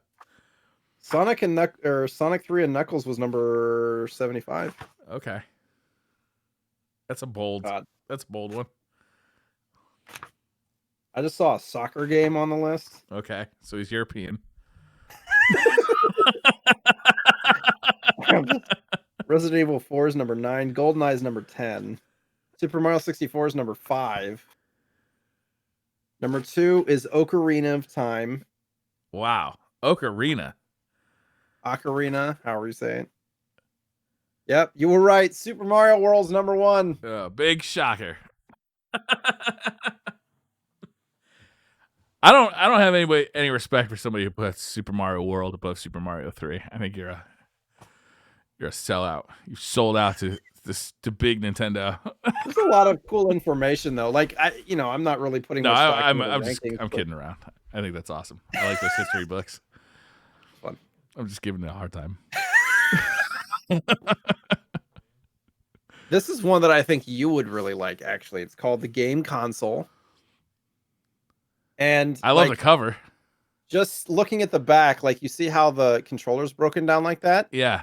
They literally do that for every console ever made. Really? Yeah. So like the first console, I mean, there's even like there's art of like all the boxes and stuff. The first console in here, after the intro, first generation Magnavox Odyssey. And they have like some accessories here. There's some That's information really about neat. it. Says how many systems were sold. Literally, they break it down. You can see like the breakdown of the hardware, and Yeah. like they have the board and everything. But literally, they do that Pong consoles, like all the different Pong consoles, and then they go into second generation Fairchild Channel F. I don't even know what this is. They literally break it down. I don't know. Like it goes all the way up to like Xbox One. Oh wow. So like literally every console's in here for the most part. Is there like some text too? Like some Oh yeah. interesting uh, Yeah. I might get that. That sounds awesome. I like Atari those 2700 internet prototype. Yeah. I like those history books like that, especially when they have good art to like kind of stare Right. at. Good coffee table book stuff. So yeah. So those were my Christmas gifts for the most part, but I was pretty stoked about those. Yeah, I like those too. All right. So I got a lot of stuff. Ongoing story, finishing saga of the one seller whose uncle had the storage unit, right? I think I ended up getting like 60 things from this person. Wow. And I didn't even show the PC Engine Duo that I had gotten in box. I didn't show it, but I think I took a picture and posted it on Twitter. But this was the other inbox console that I got. Oh, I didn't even nice. I didn't even own a Saturn, but I got a complete inbox console for like $100 For in good $100. shape. Wow, that's cheap. Yeah, I know. What will you play that or will you just leave it in the box? I don't know. If I can get a setup like we were talking about with all the AV stuff going into like a Yeah. retro tank or something like that, I would probably hook it up. But That's a the super problem for easy me, one to set up. yeah, it's space. I have issues with like not having a lot of space because I have like a TV stand here, but it's only got like spots for like 8 consoles, and I have like Genesis and PS2 and uh GameCube, N64, Super Nintendo, NES. Like all that stuff is already set up there. Yeah. There's like no room for more consoles, so I would have to figure out how to manage that. But Yeah, I ended up yeah, building like a wire rack, like those cheap wire racks, and I put right. it on wheels so I can move it around the room. Why do I'm getting the vision? This is not really a good vision, but I'm getting visions of like a hospital. You know how they have those like game systems that they wheel around to different rooms and Yeah. stuff? Yeah, it's like I'm that, but picturing there's, that. 10 video game systems on it. It's a wire rack like you put in your That's cool. garage or your basement. Yeah. Do you ever move it?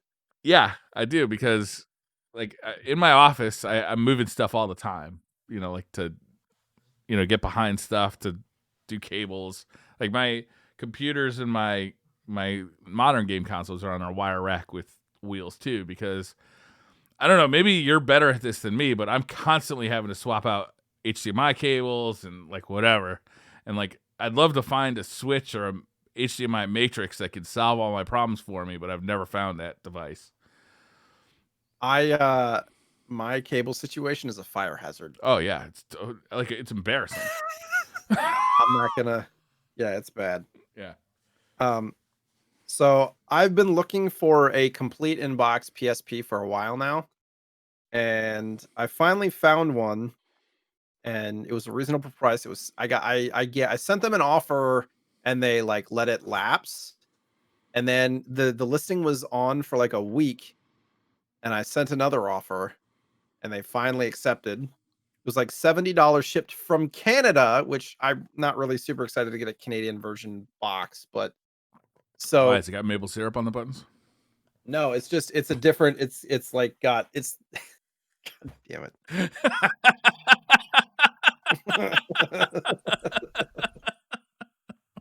Uh, took me a second to have that click. But so it basically it has like, anything Canadian has English and French like Oh, okay. immediately on the box. So it's funny, this actually says photo/photo. It's because it's the exact same spelling, it's just kind of Yeah. bizarre. But the US version of boxes is different. So, But the story behind this was they listed it as non-working. And I'm like, well, it looks to be in really good shape. It seems like it might just need a new battery. So I took a chance. Like this thing is, if you're watching, you can see. I'm gonna pull it out and I'm gonna show it to the camera here for a second. It is like mint. There's like no scratch here after it stops being fuzzy. There's like no scratches on this thing at all. I like There's the no white like, ones too. That's nice. yeah, it's so as you can see with the light there, like there's not like any scratches at all on the entire unit. Like it's really good shape, which is why I was like, it seems like it would just be like a battery fix because that's something that often happens with old PSPs. The PSP So, battery is actually like kind of a public service announcement for anybody listening to this who has a PSP. Like, go find that and see if your battery is actually puffing up, because a lot of them are getting to that age where they're exploding, and that could be a fire because that's a lithium-ion battery, and that could be a major problem. yeah. So I found mine. Actually, Jeff Gersman from Giant Bomb kind of put a little PSA out there that he had found a couple that were going bad. So I found mine, and mine had broken the like the flap up, Mhm. and the battery's puffing up. So I threw away, or I recycled the battery, and then I haven't bought a new one yet because it's a PSP. Yeah, you can get third-party ones for like $10, but I've seen some reviews and they're like, it caught on fire. So I'm like, I don't know if I wanna. Yeah, But batteries I aren't something did. you would really want to fuck around with. Right. So I put the memory card in the battery and it actually booted up and I loaded a UMD in, but then it like cut off. So I was like, Mm-hmm. it's got to be the battery. So I plugged it in and it was able to play just fine. Wow, So perfect, literally, I just think it was the battery. So awesome. Get rid of that pretty battery. happy with that. Yeah. Cool. Replace your batteries. Yeah, Um. PSP was an amazing console though. Oh yeah.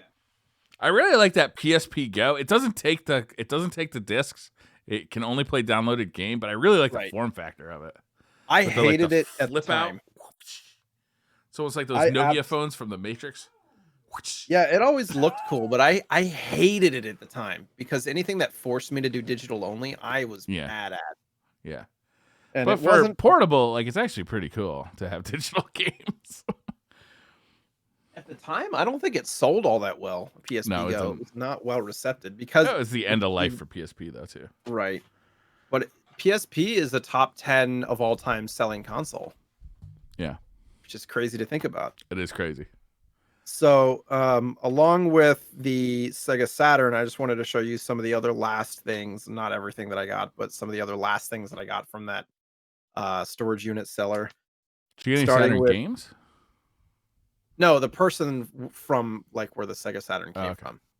So, Dragon's Curse for TurboGrafx, Oh, I've never heard of that. which came in the like box, and then it has the case and stuff in there.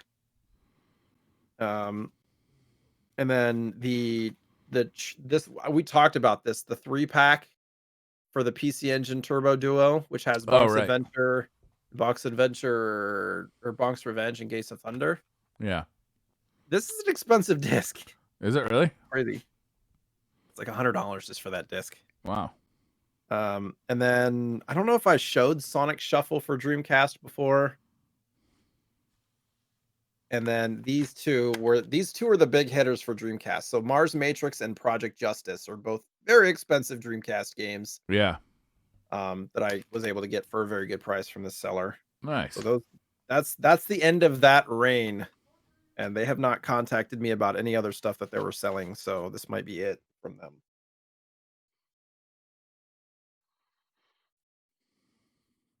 Couple of random pickups. The loot is gone. It's all gone.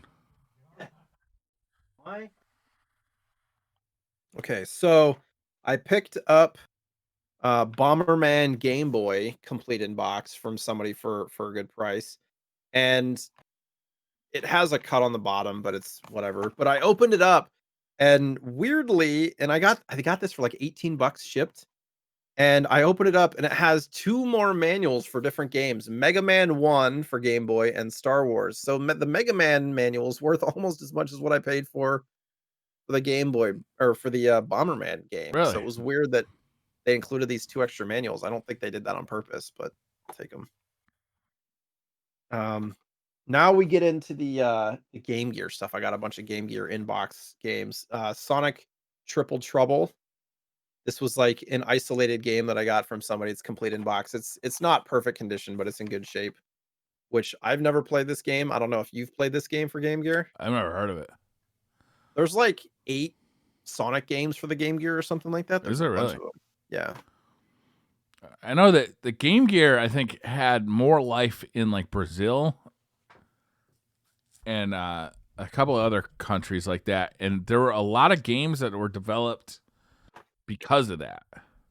Like the Master System and the Game Gear and the Genesis, I think, had very, very long lives, like past when like Americans or Europeans would think that they were still relevant. I wonder if it's one of those games. Maybe. I mean, I know that there's a lot of Japanese Game Gear games too. Yeah, Like, a lot. yeah. But speaking of Sonic Game Gear games, here's another one, Sonic Chaos, which I think you're familiar with. Yeah, I think I had that one. So that one I don't think I have the manual for, but it's not a super expensive game. Baku Baku for Game Gear inbox. This one's complete. This is like a puzzle game. Okay. So I'm not sure exactly what kind of puzzle game it is. I think it's like a matching type game. Samurai Showdown for Game Gear. Ooh, that's a nice pickup. I wonder what Isn't that it is just like to like play. Have you it's just like have a you straight up plugged that one fighting in game, yet? right? What's that? Have you plugged that one in yet? I haven't because I don't have a Game Gear that works. So I have a Game Gear, but it needs to have the capacitors replaced. So I'm basically Yeah. stocking up for the Pocket. Yeah. Actually, I can do you have play the this Game on the. Gear adapter for the Mega SG? Yeah, I do have that. I haven't opened it yet, but I do have Oh, that. So I could okay. pop it in. Your favorite game for Game Gear, Mortal Kombat. Oy. I'm pretty sure we talked about this like on the very first episode. You told us how terrible it was because you hated it. There's so many bad. That first generation of Mortal Kombat games, like they were so rushed. Like they were almost all of them were terrible. I think with the Genesis was just barely playable, and that one was like raved about at the time. Like now going back, it's like how did we take this as acceptable? Because it was the first game, first of all, that wasn't it like one of the first games that had like the in-person capture where they were like Yeah. taking real bodies and stuff, and then also like the pure gore of it. Kids loved it because you could like pull somebody's beating heart out of their chest. Like the arcade game was a cultural phenomenon. Like it was huge, but they ported them so fast to the consoles and to the. There's a Game Boy game. Yeah, like they were I all played it on Game Boy. Really? Yeah. They were As a all kid, of them I were just played it. terrible. I played it on Super Nintendo. I freaking loved it. I think I was like 7 or 8 years old. So anything that was that gory and stuff, I loved it. Mortal Kombat 2 went much better. Like the games were much better, but that first one, man. I remember the Sega CD version had a loading time when the end boss would switch forms. Hold on a second. We'll be right there. Yeah, middle of the fight. And you wonder why a Sega CD didn't do great. Last Game Gear pickup this for the 2 weeks is Bubble Bobble. It doesn't have the manual, but it does have the box. This is a kind of expensive game actually to get in box. The cart by itself normally goes for like 35 bucks. So, and then I started my Neo Geo Pocket collection. Oh, really? Yeah, from the same seller as all these Game Gear games. Yeah. So I was able to pick up like all of this stuff for quite a good price. And I mean, I've had Neo Geo Pocket games in my possession before, but they were like literally just the cart. And I didn't think anything of it because I had no interest in collecting them. But now I'm kind of like branching out. Because of the Pocket? Metal Slug First Mission. Ooh, I love me some Metal Slug. So I've played Metal Slug before because they have them for like Game Boy Advance and stuff. Yeah. So I played those versions, which are fun. This doesn't have the manual, but it does have the box. So art's in good shape. I kind of like that box. Yeah, I mean, it's interesting because like it has, if you've never seen a Neo Geo Pocket box, it has like a fold out area for the manual. And then there's also like, you can open it and then there's like an insert area at the top. Oh, So you can really? put Look at like that. a registration card or whatever in there. And then yeah, so it's kind of a clever, and then it's actually got like a little flap that Kind of folds keeps it in. shut. Yeah. I like that. And then I only got 2, so the other one is Biomotor Unitron. I know nothing about this I'll game. show you my biomotor Unitron. That's the new everybody's gonna be using that in bed. "Hey, baby." You ever play with a biomotor Unitron? Uh, family show, everybody. Alright. Says random dungeon this is an expensive game. It says random dungeon creation. Battles against fearsome monsters and skilled Unitron masters await you. If you can defeat them all, you too can become the master of masters. Build your own weapons for Unitron using arms and material. There are over 200 possible combinations. Use the Neo Geo Pocket Link cable, sold separately, to trade with your friends. Interesting. Uh, as a Unitron master, you control one of these mighty machines as you explore mysterious dungeons and fight for the ultimate prize in the Unitron arena. The Unitron arena sounds interesting. Hey, honey, our friends are having a Unitron arena. Do you want to go? Oh, one more. And this, it's funny because it's not an especially rare game. It's not an especially expensive game, but I think it might be my favorite pickup of the year, actually. So we've been talking about Disney games and Capcom games. This is a Disney Capcom game for the Super Nintendo, and there are it's the only. So I'm just gonna say it's Goof Troop. I got Goof Troop complete in box for the Super Nintendo. Now the reason that this is special is I've been searching for a made in Japan version of this game for about a year. I literally popped it into my eBay save searches, and every single time this game pops up, it's the assembled in Mexico version or it's not complete. So here's the assembled. Here, I'm going to compare the two cards. I'll open it up. It's like this is in great condition. It's got all the inserts. It's got a color manual for those who haven't heard me talk about made in Japan versus assembled in Mexico. Made in Japan, which is a first print, has a colored manual. Assembled in Mexico is black and white. We were talking about Super Castlevania for Super Nintendo. That is also has a Majesco release, assembled in Mexico version with a black and white manual. But if you just look, if you guys are watching, I'll describe it best I can. Made in Japan has a nice glossy label, right? It has good protection from the elements. It doesn't get discolored or frayed very easily. And then you have the Majesco version, which is like this matte label that basically if I were to spill a little bit of water on this, it would completely fuck everything up. Majesco also has the like plastic etched out burned in backing, which a made in Japan version does not. It has the normal paper part. But basically I've been waiting for a made in Japan version of this game to pop up on eBay. And this is the first one in like a year that has popped up in any condition complete in box on eBay.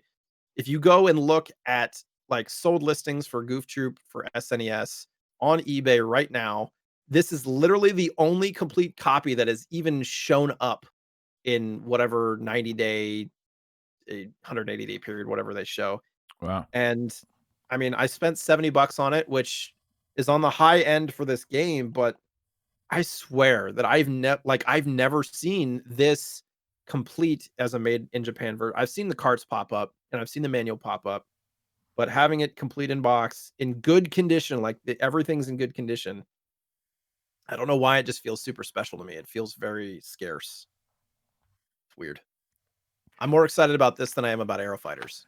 I wonder how many games are actually scarce that people don't like realize are scarce, right? It's like Right. they've gotten scarce since people started keeping track of what scarce is for the Super Nintendo or for like even for modern more modern games like PlayStation. Like what's a scarce game for the PlayStation that people don't even realize is scarce because Probably it's just a not first people looking print for it. that's a black label. It's not greatest hits. I mean, it's one of those things. Like, I've talked about the Super Mario Brothers 3 Left Bros, which is the first print, versus Right Bros. And Yeah. then since we talked about that, the sealed 9 point whatever copy of Super Mario Brothers 3 sold for $160,000 or something like that, which is now the highest selling at auction video game ever. And now, since that auction, any Left Bros copy, because it's making people aware that it's a thing and that it's scarce, now those are selling on eBay for like 2 to 3 times what they were before that auction. Oh So now gosh. you can't really get a, good copy on eBay for less than 250 or $300 now, Left So that Bros. was good on you for getting it before that. Well, like, I just like having different variants of games that I enjoy. So something like this, like, nobody's really gonna think twice about Goof Troop, but it's a first printing in it, like, in my opinion, it's pretty dang scarce, but so I'm just glad to have it. Yeah. I think at some point, Jay, we're gonna have to do an episode of the show where you kind of start going through some of the stuff that you already have, not necessarily the stuff that you're picking up. Like just to show some of the highlights, because I know that you've got some cool stuff there. Yeah, we Like can do that. maybe we do like an NES episode where you just show us like at the end of the show, instead of doing pickups, you just show us like your top, your favorite NES, kind of the stuff that you've already got, because I'm Sure. sure that there's some interesting stuff in there. I'm in the mode right now where I'm starting to think about getting some of my sealed stuff graded Yeah. because I'm not gonna be opening it anyways, and the sealing it in a graded box will, like, you know, keep it from getting Yeah.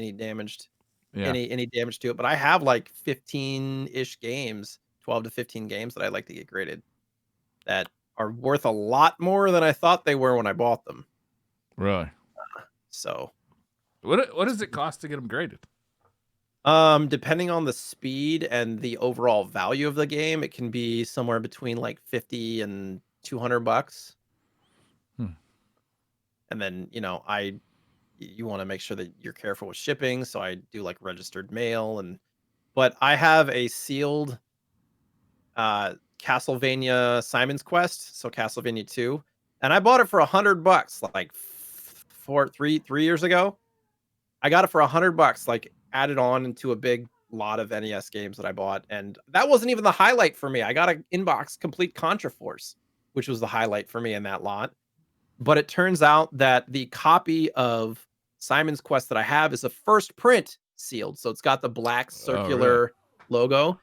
The cheapest one that you can find on eBay sold listings right now is like $900, and the only reason it's $900 is because it has mold growing on the inside of it. The next cheapest one, which is a graded one, went for like $2,500, and then the next one went for like $4,500. Wow. Obviously, mine's not in that good of condition, but just the first print aspect of it, like, skyrockets the value, like, way above what I thought it was when I was buying it because I didn't know about it. It's just crazy. Damn. I start looking out for Simon's Quest. Like, if you're a collector, always be on the lookout for a black circle, print Nintendo seal versus an oval one, and it The depends, seal of like, approval.